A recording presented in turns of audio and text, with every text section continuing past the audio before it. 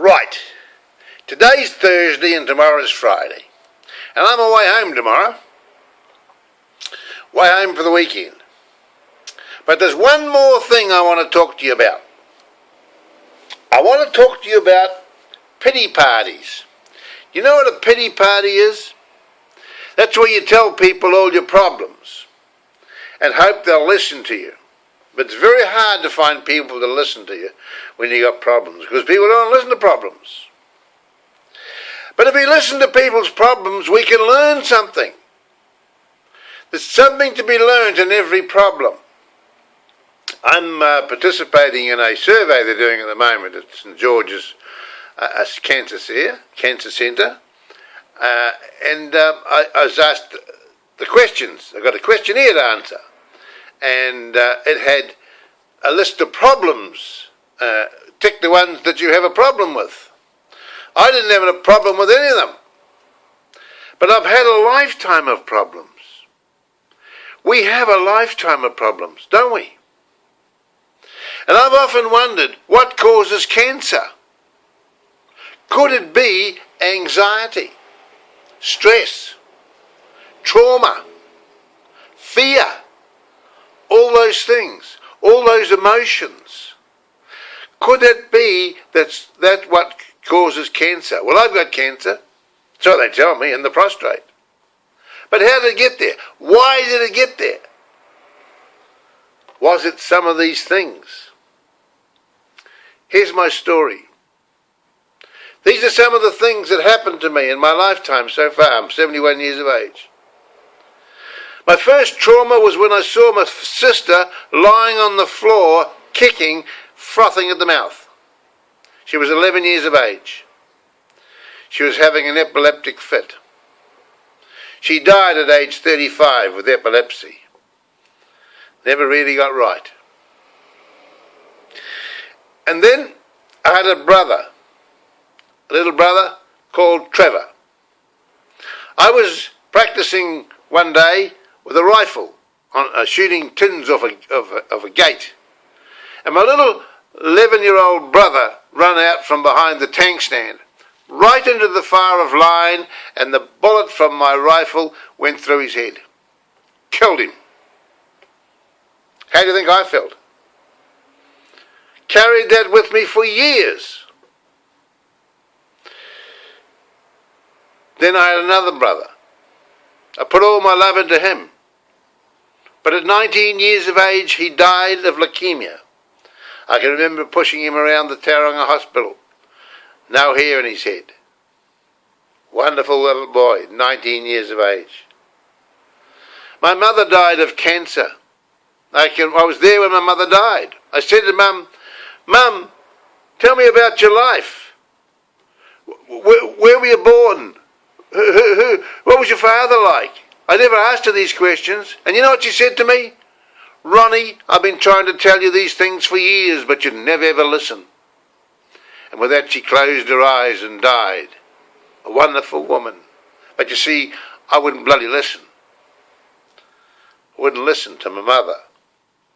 My father, he died of a heart attack.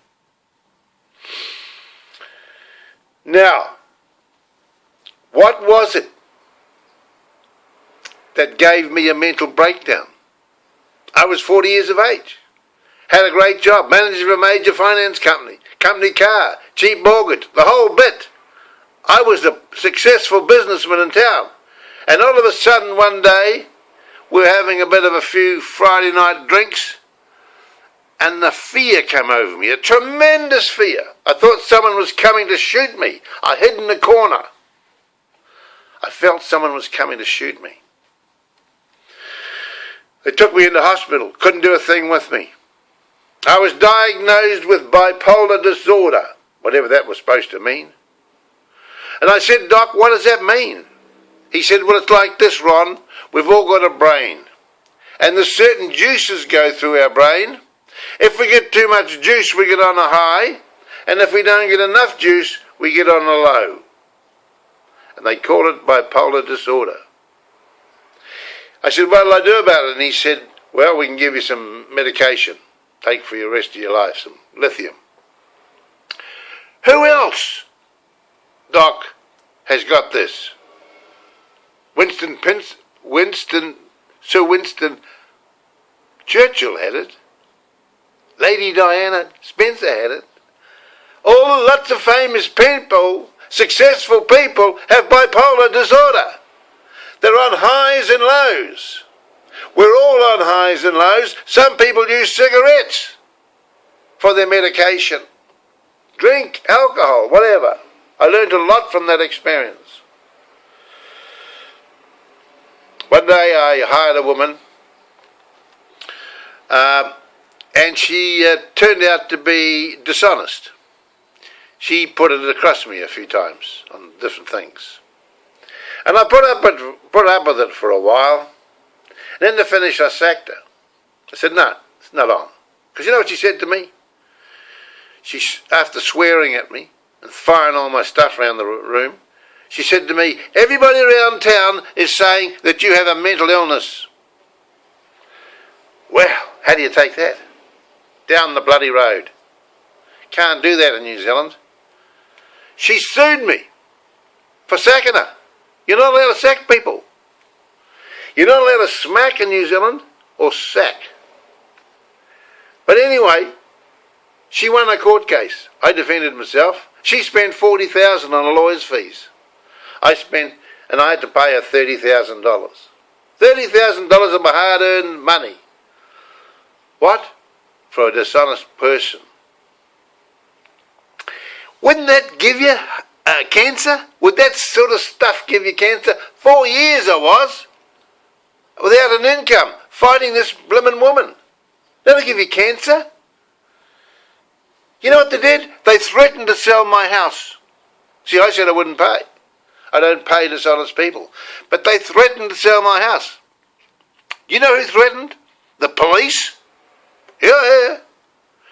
Who else? Why did the police threaten? Because I said I would commit suicide if I had to pay. Well, I'm a stubborn bugger. But listen, they threatened to sell my house. My wife was that upset. She's 79 years of age, the poor old lady. Lovely lady. Kids were bloody worried as hell, so I had to fork out this bloody money. And then they go along to the doc and he says, you got cancer. Well, what is the problem here? I think the problem in life is this. We've got to talk about these things. I'm doing this video. Very few people would do a video about their cancer. Very few people would tell you they had a mental breakdown, right? But you've got to talk about it. I'm choking up on this stuff. And listen, I've had enough of that. I'm going to move on. And I'm coming back next week, and we're going to talk to you about a lot of other stuff, and we're going to change your life with my power of positive thinking. Okay? Good luck. Bye-bye.